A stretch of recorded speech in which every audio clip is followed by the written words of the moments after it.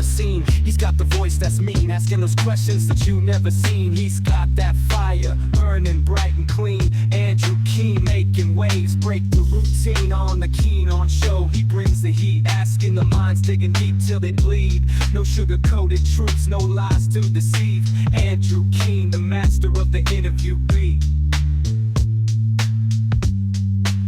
He's got the knowledge, he's got the flair, challenging ideas with a fearless stare. With every question, he's uncovering what's there. Andrew Keen, a truth seeker, he's aware. Hello everybody, we are back to that old question that we keep on bumping back into about artificial intelligence. Can it think? Can it replicate human creativity? My guest today, Laurent Dubreuil, I hope I haven't mispronounced his name. Maybe we need an AI bot to do that. Is a professor of French literature and many other things actually at Cornell University. He is also involved with the humanities lab there, which is focusing, I think, on the relationship between technology and creativity in the arts. He's also the author of a cover story for Harper's, Metal Machine Music, Can AI Think Creatively? Can we? Laurent is joining us. So Laurent, I assume you're around the university. Where are you talking to me from? Yes, I'm in my office today. Yes. I often ask Laurent when we have these AI questions in creativity with supposed humans for them to prove that they're people as opposed to bots. How would you prove that you are a real person? I mean, a real person, of course, in inverted commas, as opposed to the creation of a smart machine. How would you convince me that you're a human being? That's an interesting one. So what we tried to do in the experiment, that was the main point in the article I wrote for Harper's. What we tried to do was to ask a machine to write poems and ask humans to write poems. But in fact, what happens all the time is that when we divide the question between human versus machine as a sort of either or question, I believe we are slightly misguided, in the sense that humans are quite mechanical in many of their many aspects of their lives, and so the question is becoming slightly different. One is, could we really prove that I'm not an AI-generated creature? And the other one is, are we completely sure that the people we interact with are humans to the full extent of the term, that we are not interacting with robotic versions of ourselves, although they could be in flesh and blood. So the question is not exactly an either or, I believe. How could I convince you? I mean, we live on two different screens, so it's already, it's a very old question, already the question that Descartes is asking in the 17th century, when he's wondering if the people he see down the streets are not, in fact, mechanical robots. He's not using robots, but that's the same term, that would be automata that would just advance. And so for Descartes, God had to be the only explanation for life. I mean, many centuries later, other philosophers thought that there was a sort of inner feeling of inner conviction in us that the reality is what it is, and that the other humans are actual humans and not only figments of our imagination. Now we have a different version of the same system with the I saw that very recently a beauty contest, an AI beauty contest, was entered, and so we had a decision made on AI beauty. If everything I'm saying today is exactly as expected, completely normal, that doesn't necessarily prove that I'm a machine. But one point I'm trying to make is that as humans, we are sometimes able to do something that is beyond the norm, and that we could be on the exceptional side of things. And that machines, as we know them today, are really unable to reach that level. In other words, humans are capable of surprise, and machines aren't. Or meaningful surprise, maybe. Meaningful surprise. I mean, in your piece, which is a really good piece, you quote the inventor of artificial intelligence, or certainly of computer software, Ada Lovelace, who, oddly enough, was Byron's niece, or no, Byron's daughter. She talked famously about AI or software not being able to originate anything. Do you agree with Ada Lovelace? With given the machines she was speaking about, yes. And that was, of course, Babbage's machine, Yeah. the first computer, really, of the middle of the 19th century. I mean, arguably the first mechanical computer, certainly electrically driven computer. So certainly for the machine she was describing. For GPT or large language models as we know them today, it's an open question. I believe I would tend to be closer to Lady Lovelace in this respect. What is interesting in the quote you were showing on screen is that Alan Turing in the late 40s, early 50s, is taking that reflection, which in my opinion is not a very polemical reflection from Lady Lovelace at all. And he's turning it into what he calls Lady Lovelace's objection. And in fact, she was not objecting. She was just specifying the limits of the system. And from that point on, we have a sort of rewriting of a relatively descriptive statement that is being presented as an objection to AI, and would be strange for Lovelace to be an objector to AI, since she is a pioneer in the reflection on the topic of computers, proto-computers. And then, because it's becoming an objection, it is embedded by Turing in one of his articles, and then by a certain legacy of his, it is embedded in a sort of mission to rescue any kind of bad reputation that AI could have vis-a-vis originality. And one of Turing's ways of answering without giving a response to the question that is raised by Ada Lovelace's statement is to say, are we even sure that we originate anything? And there is this tendency that we completely see today to cover up some of the limitations in terms of inventivity in the broad sense that we see in computers, to cover up those limitations by saying, but in the end of the day, we as humans, are we anyway better? And the answer I would like to enter is that we as humans could be better, or we could be just as repetitive and mediocre as our systems are, if we prefer going that way, which might be a sort of a social proposition that is made to us for quite some time now. Yeah, it's. I've often thought that it may be more than coincidental that we have AI at a time where there doesn't seem to be much original going on. And I live out on the West Coast, when you talk to software people, they're very hard to distinguish from machines. They talk like them, they think like them. Going back to the Lovelace question on origination, is this an important question? Because, of course, Laurent, if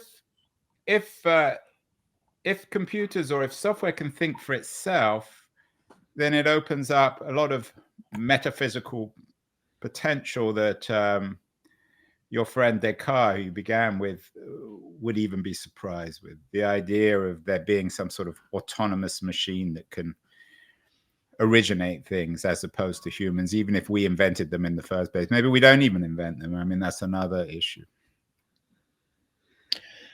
It's an important question. I mean, for what Lovelace is describing, and in a sense, it's close to the situation we are facing now with the large generative system that are being trained on data. So when she was saying that it has no pretension to originate anything, she meant that the machine was reshuffling or rearranging or recombining the data it had been fed.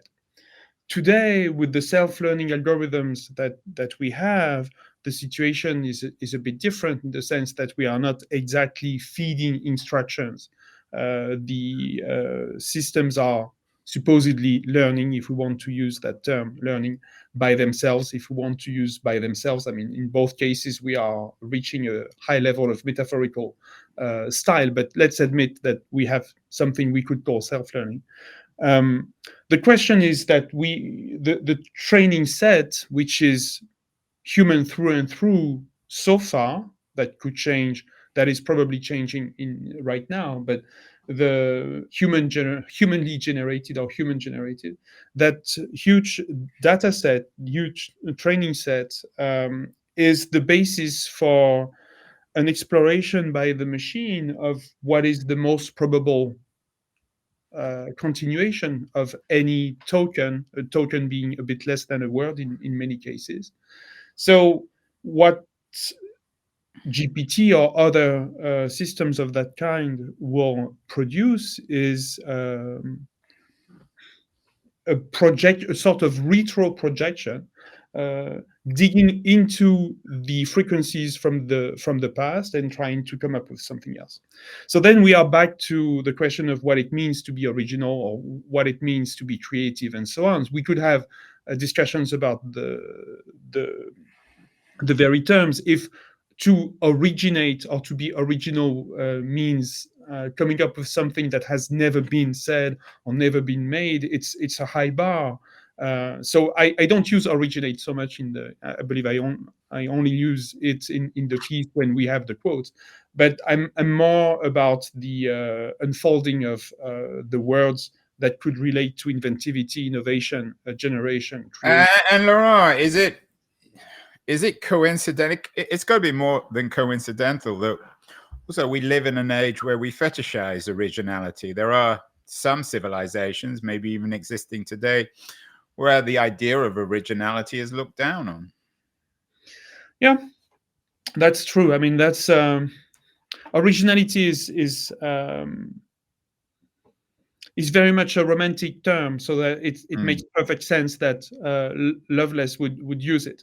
The idea that genius, since it's another romantic concept, or creation or poetry would reveal the originality and the belief that the individual could, to some extent, dig into oneself to find the pure origin of what it is, and that this thing would be in itself interesting enough. All of this is quite embedded in a certain moment of time. So it's a certain period of time, a certain civilization, and so on. However, even in societies where culture is tied more closely to tradition, a notion of tradition or a notion of continuation, creation could exist. So it's also why there is a difference between creation and being original. Especially in the 20th century, and especially in the US, we have seen these the afterlife of the romantic concept of originality becoming a sort of it's direct expression of the self, be yourself, be authentic, and so on. And that clearly put us in a situation where the expression of the self is in fact a sort of rendition of predetermined identities. So the very terms we use could backfire and could lead us to somewhere else. As for creation, same thing. It could be said to be a mystical term, but let's keep it. because poetry, for instance, derives from the Greek, which means fabrication, construction, and creation, poiesis. And so I believe there is a value in saying that creation is something distinct, but I'm not saying that we are creative nonstop or that we could be creative nonstop. Or we would want to be. So again, coming back to Ada Lovelace, because she seems so important here, could one argue, Laurent, conceivably in historical terms, that software itself, I'm quoting you here, is a feature of the afterlife of Romanticism? And that this whole supposed computer revolution is a return to the Romanticism of the 19th century, of Byron, of Lady Lovelace and their circle? Maybe not necessarily, but first part of the answer to your provocative question is that, in fact, each time we speak about the technical aspects of things today, about computers, about the digital world and so on, we are truly relating to relatively recent technical inventions and so on, true. But the underlying theories are very old. I mean, they are usually predating Romanticism as well. Yeah. And so it's not as if we were facing a completely new set of questions. And in fact, is poetry creative or not is not exactly the latest debate. It's already a question in the first, I mean, in the European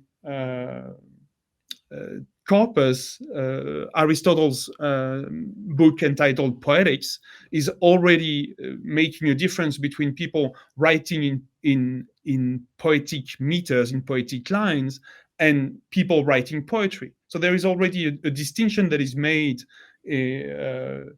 very early on between the application of a rule that could describe a literary genre and something else. And so many of the questions we are tackling today, and that's one of the reasons why I've been involved in several experiments as a scholar, many of the questions we are tackling today with new techniques, with new questions, with new methods, with new tools, are driving us back to very fundamental questions. Which I mean, you began this conversation with a reference to Descartes and his original Cartesian question, the foundations of modern philosophy. Does AI and the computer, is that just another chapter in the Cartesian narrative, or is it part of a new book, a new kind of study? There is a very strong Cartesian legacy. There is no doubt about it, including the mathematical interest that you see in Descartes, since he was a very famous mathematician as well.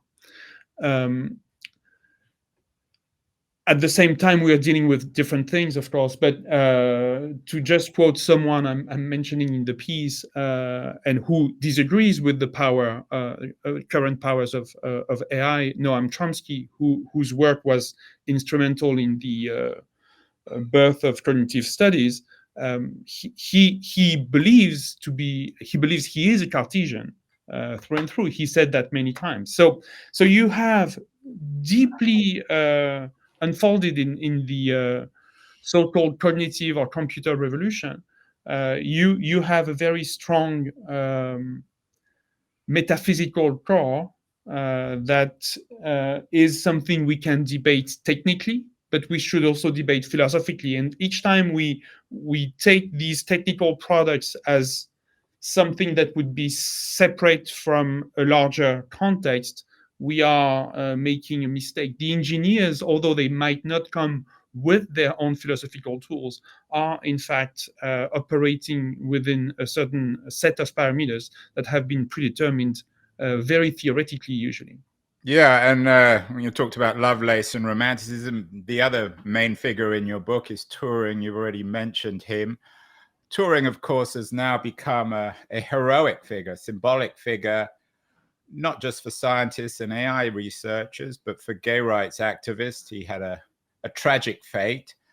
You wrote an interesting piece also in Harper's a couple of years ago, Non-Conforming Against the Erosion of Academic Freedom by Identity Politics. Turing was around today. Maybe he would be involved with identity politics. He might also be a skeptic. Is there any, in your view, as thinking historically, again, is it perhaps coincidental that a figure like Turing, such an outcast, such a man persecuted by the conventional culture, should have been the most influential 20th century figure when it came to AI? He became a very conventional figure as well. I mean, well, he wanted to be conventional, but he wasn't, right? So the or maybe he didn't. I don't want to speak on behalf. We did a show a couple of years ago with his biographer. He's a fascinating man. He's a difficult character in many respects. You mean that in a good or a bad way? I mean, many things. He was really a very prominent scientist, very smart guy. Many of the things he says, 1947, 1950, about the automated computing engine. I know in your piece you're rather critical of that 1947 lecture on automatic computing engine. So I believe his whatever his opinion could be about that, you know that he was also apparently convinced that telepathy was a fact. So that's and he's putting it at one point maybe as a sort of ironical view that if telepathy exists, then everything he has described about the mind should be revisited. But in any case, what he's presenting in these sets of articles and interventions at the BBC and so on is basically the blueprint of a certain propaganda in favor of AI. And it's true that his transformation into a hero, also as a bearer of the gay identity, is part of someone who was persecuted by the state for that sexual identity. Yes, but was he persecuted because of his identity, or was he persecuted? I mean, identity as such. I doubt it slightly, but he was. Right. I'm not clear what he had electronic. No. What I'm saying is that we use the term identity almost in every sentence today in the public arena, and I think we would be happier collectively if identity were to disappear as a term, which was part of what I was writing a few years ago for Harper's. And in fact, the question of identity was not the question that was animating the hatred and the state handled hatred against men having a relationship with men in the UK. So, but it's a complicated matter. If we believe we are dealing with identities, then everything is becoming much more set and much more rigidified, which is convenient for an era where everything is becoming more and more algorithmic. Yeah, Laurent, I asked you when we started, I asked you the question, prove you're a computer, prove you're human. I'm not sure if it's possible to do, but you've certainly done it in the first 20 minutes. I think it'd be hard to listen to this conversation and conclude that either of us are algorithms or bots, certainly at the moment, maybe in 50 years. I want to remind everyone that we are speaking with a Cornell professor, Laurent Dubreuil, author of Metal Machine Music, Can AI Think Creatively? And perhaps even more interestingly, Can We? It's in a recent issue of Harper's. Alongside Harper's, which is considered perhaps the best magazine around today, the best quarterly, are our friends at Liberty, a quarterly journal of culture and politics, who are helping us bring very human, all too human guests like Laurent Dubreuil. Going to run a short feature on liberties, and then we'll be back with Laurent to talk more specifically about the experiment he did at Cornell at his humanities lab on poetry and AI. So don't go away, anyone. We'll be back with the real Laurent Dubreuil in a second. The noise, there is nuance, insight. Liberties is not just a journal of ideas. It's a meteor of intelligent substance. It's the place to be for engaged citizens. Politics, opinion, substance. Liberties is a triumph for freedom of thought. A quarterly of urgency, of cultural exploration, of intellectual delight, of immaculate prose. It's invaluable. Subscribe now or find Liberties at your favorite bookseller. And you can subscribe to Liberties at libertiesjournal.com. I'm speaking with Laurent Dubreuil. Every time I say it, I think I do a worse job, Laurent, so I won't keep on trying to repeat your last name, but you are, to our listeners, Laurent. You did this experiment at Cornell. You run the humanities, I think you're the founder of the Humanities Lab at Cornell, which is a kind of multimedia, multidisciplinary group of people. You did this experiment with another professor at Cornell, Morten Christensen, who's in the psychology department. What were you up to? What were you trying to do? So Morten and I work together as teachers. Every other year, we teach a graduate seminar, an undergraduate seminar on culture, cognition, the humanities, trying to represent some of the work that is ongoing, but on topics or questions that are typically attached to the idea of the humanities, but that are being done with more experimental or psychological methods. But we had never worked together on a research project. And when GPT-3 was released, so before GPT would become such a common name in that's ancient history. How long ago was that? 2 or 3 years ago? A bit more than that. So very beginning of GPT-3 being released, which is, of course, an OpenAI product, which was the first OpenAI product, was it? There was two before, but and one, it's not very clear when it began. But 3 was supposed to be a groundbreaking thing, and in the community, there were a number of posts on the internet explaining that GPT-3 was so good it could even write poetry. I mean, you still have this idea that if it's very good, it will write some poetry. And Morten had the desire, proposed to me that we could apply for a grant together, since we both work on language in different ways as well. To work on poetry, I had written a few years ago a book entitled Poetry and Mind, which is trying to understand the question of creation and poetry within the mind across cultures and languages, with the question of poetry at its core. So it was logical for us to move into that direction. And we decided to apply for a grant that we got and to begin working with GPT-3. And from the beginning, our question was not the either or, machine versus the human, but we were trying to see if different kinds of human authors would generate different kinds of poems, and if the machine that we were just discovering would be able to be closer to a certain regime of writing.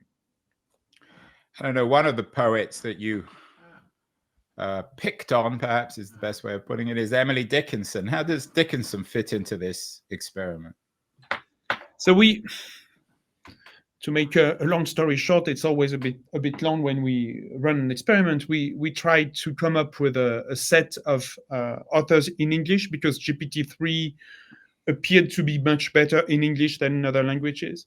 The later versions are quite good in a few other languages, such as French, for instance. So, but we did a English-centered task, and so we selected a certain number of poets in the English language, be they American or British, and we asked both GPT and humans to add a few lines to 2 lines or 2 or 3 lines that we were proposing from each poet. And Emily Dickinson was on the database at the very beginning for us. Is she any good in your view? Is she a good poet? Yes, in my view, she's a good poet. Yeah. I mean, we tried to have different kinds of poets and different genres, but also as best as we could, we tried to have prominent and interesting and good poets. But it's just a small selection. I mean, you have to run it as an experiment. But for Dickinson, we had all kinds of issues with the very first GPT-3 because GPT-3 was, technically speaking, much poorer than in my wildest nightmares or dreams, in the sense that GPT-3 at the beginning was really unable to come up with rhymes, let alone metrical structures or things of that sort. But what was called Instruct, that is a more advanced version of GPT-3, became a bit better with some of those aspects. And so we could try to compare human-generated with AI-generated without obviously giving in advance. I know it's a complicated thing, Laurent, but you basically generated AI generated poetry, and then, which wasn't real, of course, but sounded like Emily Dickinson, sounded as if she might create it. And then did you test that out on your students? Was that the goal of the experiment? So the goal was to have three kinds of texts, basically. So you have the text written by the author. Yeah. You are suggesting 2 lines to a human participant or a machine participant, and asking the participant to continue the lines. So you end up with 3 different kinds of texts: the original ones, the ones that begin with Dickinson or Shakespeare or Byron, and that are continued by the system, and the ones that are continued by the regular undergraduate student who happen to be all undergraduate students at Cornell. So you end up with 3 different sets of texts, although the first lines are always coming from the published authors, and you can begin to compare them. You can, at least, which is what we have been doing so far, you can ask both humans and a mechanical system to determine if this has been written by... And with this, do you think the experiment would have been different if you'd have been using GPT-4 or one of the later versions? Not tremendously different. So it's a bit more subjective because we didn't run the experiment again, but for on my own, working with the computer with GPT-4, it wouldn't be.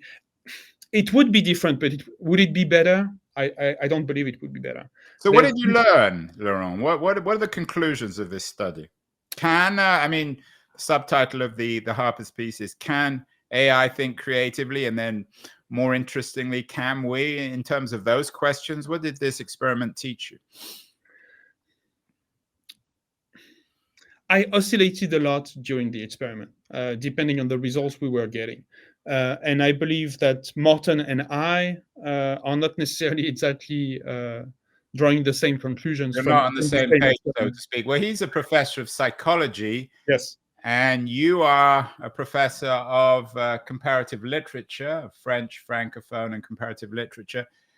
Was that kind of inevitable, or does it just reflect your own quirks, your different conclusions on this? No, and it's not as if we were in complete disagreement with each other about that. But I try to work with people with whom I do not completely agree, or it would be slightly boring. So it was predictable that we would not exactly arrive to the same conclusions. But I would say that Morten was more impressed by the results we got than I was.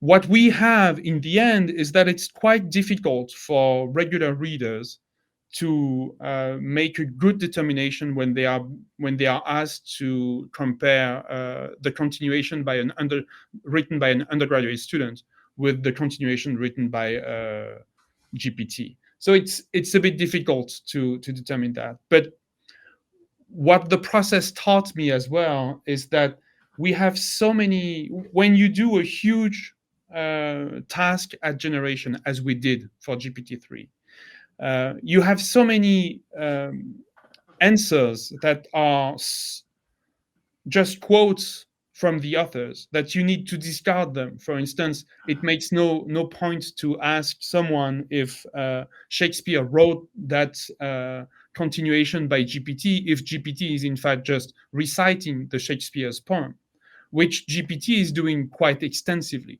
So it's just a mirror. I mean, It's just a mirror. It's just we've done shows on AI as a mirror. In fact, someone just wrote a book about it. So you have to, in order to get interesting results, you have to exclude many texts written by generated by the system, and that of course is distorting the results to a large extent. Well, I mean, so,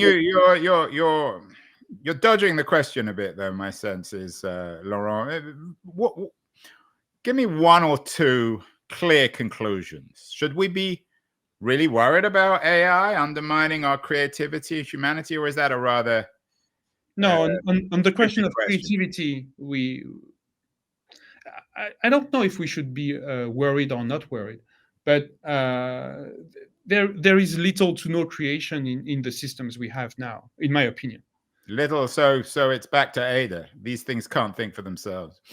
But if we define creation as putting two words together that could look like new expressions to someone who would not have read much, then of course they are creative. So we are back to the question of what we call creation.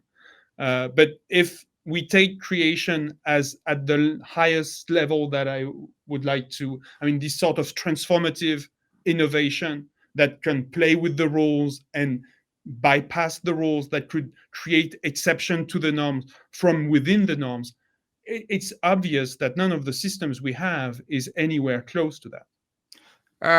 Laurent, you touch on a deal that OpenAI did with Axel Springer. It's done a number of deals with companies that own creative content. Some are, so to speak, jumping into bed. Some of these creative companies like Axel Springer, the German media company, are jumping into bed with OpenAI. Others are not jumping into bed and taking them to court, like the New York Times. What did your experiment teach us or teach you about all these legal conflicts and commercial deals between companies like OpenAI and media companies? Did it suggest that the Axel Springer route is wiser than the New York Times one? OpenAI relied on all kinds of material that was copyrighted, so they never completely explain what they scrape. In other words, to borrow a term, they scrape the internet. They essentially stole the content. So for the New York Times was pretty much in favor of generative AI until they realized that their content had been just put into the machine. So the change of opinion is also quite related to their realization of that. The business model that and the engineering model that they have, dating back to Turing, in fact, with OpenAI, is that they need to increase the size of the training set. So they need more data, they need more things to put into the system to generate. So this software is kind of omnivorous. It needs to eat more and more to survive, to live. It's the Frankenstein again. And that was, of course, one of the narratives that came out of Ada Lovelace set in the 19th century. Yes. And so their problem is that more and more, probably, what you will find freely on the internet will be at least partly generated by GPT or similar systems of that sort. So OpenAI has to, and there are good reasons to believe that the more you train your system with texts that has been generated by the system, then the performance will fall. So they need fresh human flesh, if you wish. Yeah. And that's where it's Dracula rather than Frankenstein. Yes, it's becoming. We are moving slightly in time, but it's not Polidori. It's also Byron. So it's so we are in. I mean, Byron could have written this. I don't know whether it be a poem or a novel or a screenplay. Yeah. It's so they need more fresh blood, and that is where Springer and other companies will just sell those data. So it's these interesting moments where the business plan requires the collaboration of people and new deals. And what should they do? I mean, you're a lucky fellow, Laurent. You have, I assume, you have tenure at Cornell, so you're not going to lose your job. You can write these sorts of pieces till the cows come home and you still get your money. What about artists who are really worried that their whole business model, their whole being is being undermined? We've had a number of graphic artists, musical artists, writers on the show. Some of them are suing companies like OpenAI. Should we be sympathetic? Should they be worried that this is, to use a rather overused term, an existential event for the creative community? No, there are two sides. One is that for some artists, their creations have been used without any kind of compensation. So that's, I mean, they would be right to sue in this respect, I guess. The other side is what kind of artists and what kind of thinkers should be extremely worried about the generative capabilities of AI. And many visual artists I know are not bothered at all. I mean, they tend to say that unimaginative art will be done quite well. I mean, it's not really there yet, but will be done quite well by those systems. But the most vibrant artworks will not be generated because they have to be created. And with the systems we have currently, everything is generated that is reshuffled. It's the old data that is being reshuffled in a certain way, not a random way, a sometimes interesting way, but still reshuffle. So if you really believe in the creative power of your art, you shouldn't be so worried about AI. However, yeah, maybe it will create more of an appetite, just as vinyl has reinvigorated music and the music buying public. This will reinvigorate more value in what's at least perceived to be originality in art. Yes, that's what I call my paradoxical optimism. The only moment of optimism I have vis-a-vis all this right now is that if we are not collectively accepting to ingest more and more mediocre content, the other option is for us to realize that there is something more interesting than just the standard statement or the run-of-the-mill view or the usual kind of art. And so then we could have a general realization that something else should be done and that we should value more this sort of creativity that the systems we have operating with computers are unable to bring us today. Now you've convinced me, Laurent, you really are a human being, an optimistic French literary theorist. Okay. Do you think that these AIs, what would they make of some of your compatriots, the Lacans and the Derridas of the world? They could write in the manner of, in the style of. I mean, it's always possible. Not hard because it's indecipherable often. That there is no meaning in GPT. GPT is just predicting the next token. So we attribute meaning to the next token. So the task is on us. Well, finally, and this could have been written by a bot, you end with a note in this excellent piece. It's a fascinating subject, one that isn't going away. You say we're at a pivot point. This word pivot point is overused. It's one you hear continually out here in Silicon Valley. Are we really? Do you really believe that, Laurent? You seem too sophisticated to believe in pivot points. Unfortunately, I believe in self-fulfilling prophecies. There is such a vast interest, especially on your coast, there is such a vast interest in saying we are at the pivotal moment that we are apparently creating the conditions, socially speaking, to be at a pivotal moment. So people who have not tenure, who do not have tenure, for instance, many people in academia these days would be very happy with the replacement of the humanities with the sort of generated ideas.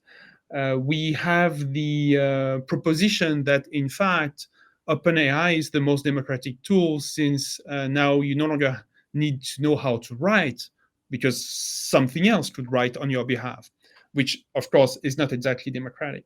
So we are right now in the US, maybe not in the world, but right now in the US, there seems to be a very, very vehement push toward the use of AI. What I believe is that if we just lose from sight the rest, what is outside of this tiny window of reality, then by a self-fulfilling prophecy, we will just be at the pivotal moment, going away from the investment in creation. But as I said, I'm on the side of the paradoxical optimism. I believe that's the choice that we have, that we can contemplate. But we do have and let's end now. It's a fascinating conversation, Laurent. I assume, and this comes back to Turing and Ada Lovelace and everybody else, we still have agency, right? Whatever happens, we humans have agency, as opposed perhaps to Ada's software that doesn't. What can we do if we care about this? And most people do. Most people want to maintain human, quote unquote, creativity. What should people do? Pay for their content? Not use OpenAI? Shut their computers down? Yeah, shut their computers down more often would be not being on social media. In fact, the number one transformation of us into non-agent is the ongoing reprogramming by the conformism that reigns in the way speech is being produced and speech is being exchanged over the internet. So that we should. AI is just a consequence of that. We have accepted collective. I'm not on social media, obviously. I have never been. So these we does not necessarily include me, but it includes all of us to a large extent. We have accepted to be just reprogrammed by our own algorithms, and we should really oppose that quickly. That's the very first thing to do. Well, Laurent, you've enabled me to shut this thing down. You've suggested we should shut our computers down, so I'm going to shut this interview down. Laurent Dubreuil, the author of Metal Machine Music, a man who really understands the potential, both in utopian, perhaps dystopian terms, certainly optimistic and pessimistic. Thank you so much. Thank you for the conversation. And we'll get you back on the show. This subject is not going away. Thank you so much, Laurent Dubreuil. Thank you. Bye-bye. Can I step on the scene? I'm ready to attack. Andrew Keane. Yeah, he's the one to bash. Asking questions, no filter, just keeps on grinning. He's the man who's got the whole crowd spinning. Money, fame, success, it's all in his sight. He'll dig deep, expose you with all his might. No sugarcoating, he'll cut right through. Andrew Keane, he's the one to spew. Yeah, he's an expert.